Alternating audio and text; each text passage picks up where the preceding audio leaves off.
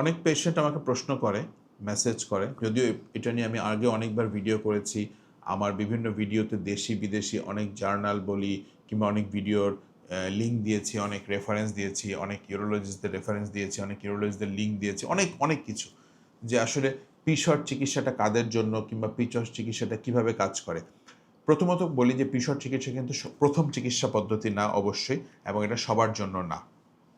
শুধুমাত্র vasculogenic ED কিংবা রক্ত চলাচলের সমস্যার জন্য যে ইরেকটাইল ডিসফাংশনটা হয়ে থাকে, কিংবা দেখা যাচ্ছে যে আমার ওই জায়গায় ভেনাস লিকেজ আছে কিংবা অ্যাথেরোস্ক্লেরোসিস আছে, সেই জায়গায় শুধুমাত্র এইটা ব্যবহার করা হয়ে থাকে। প্রথমে সাধারণত ওষুধ দিয়েও যদি কাজ না হয় বা দীর্ঘদিন ধরে যেটা কনভেনশনাল ট্রিটমেন্ট আছে সেই ট্রিটমেন্টও যদি কাজ না করে, শুধুমাত্র সেই ক্ষেত্রেই আমরা প্রায়পাস শট কিংবা পি শট দিয়ে থাকি। অনেক ক্ষেত্রেই দেখা যায় যে পি শটটা ভালো কাজ করে না, সেক্ষেত্রে অনেক ধরনের ফ্যাক্টর থাকে, পেশেন্টের হাই ডায়াবেটিস থাকে, ওবেসিটি থাকে, ইত্যাদি থাকতে পারে। পি শট সাধারণত কী করে? পি শট যেটা করে সেটা হচ্ছে রক্তের যে প্লাজমা অংশটুকু থাকে, এটা একটা এভিডেন্স বেসড চিকিৎসা পদ্ধতি, সেটা সারা পৃথিবীতেই প্র্যাকটিস হয়ে থাকে। হ্যাঁ, এটা যেহেতু কোনো মুখে খাওয়ার ওষুধ না, সুতরাং এটার কোনো এফডিএ অ্যাপ্রুভাল প্রয়োজন হয় না। বাট এটা অবশ্যই একটা এভিডেন্স বেসড, এবং এটা এখনও অনেক রিসার্চ চলছে, এখনও অনেক ক্লিনিক্যাল ট্রায়াল চলছে। এটা কি করে? এটা রক্তের যে প্লাজমা অংশটুকু আছে সেটা আলাদা করা হয়, যেটাতে থাকে হচ্ছে প্লেটলেট রিচ প্লাজমা, মানে প্লেটলেট সমৃদ্ধ প্লাজমা।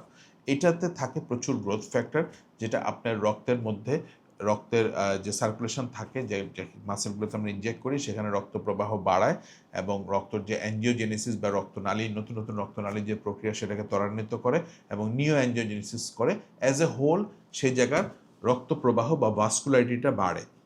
আর অনেক ক্ষেত্রে দেখা যায় যে বিভিন্ন কারণে এই ট্রিটমেন্টটা ভালো কাজ করে না কিংবা এই ট্রিটমেন্টটা ফেইল করে। তো সেই ক্ষেত্রে অবশ্যই আমরা পরবর্তী ট্রিটমেন্টের জন্য পেশেন্টকে সাজেস্ট করি। আর প্রথমেই কখনো এই ট্রিটমেন্টটা পেশেন্টকে সাজেস্ট করা হয় না। প্রথমে দেখা যায় যে আমরা সাধারণত লাইফস্টাইল মডিফিকেশন করতে বলি, কিংবা যে কারণে তার হচ্ছে সেই কারণটাকে দূর করতে বলি বা রুট কজ অ্যানালাইসিস করি, কিংবা পিডিই5 জাতীয় পিডিই5 ইনহিবিটর জাতীয় যে ওষুধগুলো আছে, ফসফোডাইএস্টারেজ ইনহিবিটর, সিলডেনাফিল, টাটালাফিল, ভার্ডালাফিল, অ্যানাডাফিল ইত্যাদি ওষুধপত্র দেই। তারপরে কাজ না করলে আমরা প্রায়পাস শট বা পি শটে যাই, কিংবা ইন্ট্রাক্যাভার্নোসাল ইঞ্জেকশনের কথা পেশেন্টকে বলা হয়। অনেক সময় দেখা যায় যে ইন্ট্রাক্যাভার্নোসাল ইঞ্জেকশন বা আইসিআই যে ইঞ্জেকশনগুলো আছে, যেমন প্যাপাভেরিন, প্রোস্টাগ্ল্যান্ডিন, এই জাতীয় ইঞ্জেকশনগুলো পেশেন্ট সাধারণত একটু অনীহা প্রকাশ করে। কেন অনীহা প্রকাশ করে? যে তারা মনে করে যে আমরা যে ঠিক ইন্টারকোর্সের পূর্বে লিঙ্গে একটা ইঞ্জেকশন দিব, এটা তার যে পার্টনার আছে সে কি মনে করবে, কিংবা এটা তার কাছে একটু অস্বস্তি ফিল হয়। তো ইন্ট্রাক্যাভার্নোসাল ইঞ্জেকশন বা আইসিআই কিন্তু একটা চমৎকার চিকিৎসা পদ্ধতি, যেটা আপনি ঘরে বসে করতে পারবেন, এবং সেটা যদি আপনাকে ডক্টর ডেমনস্ট্রেট করে দেয় কীভাবে ব্যবহার করতে হবে, বা সিরিঞ্জে দেখিয়ে দেয় একবার যে কতটুকু ইউজ করতে হবে।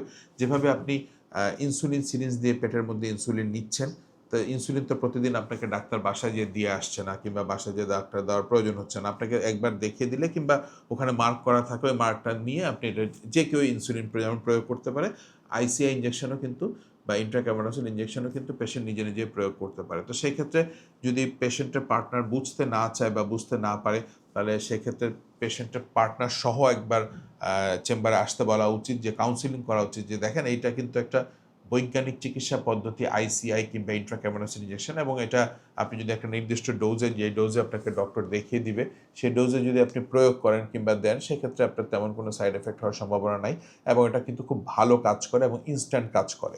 তো এই ধরনের চিকিৎসা পদ্ধতিগুলো আমরা আছে, তবে প্রত্যেকটাই স্টেপ বাই স্টেপ, এবং স্টেপ বাই স্টেপ ফলো করেই এই ধরনের চিকিৎসাগুলো সাধারণত করা হয়ে থাকে।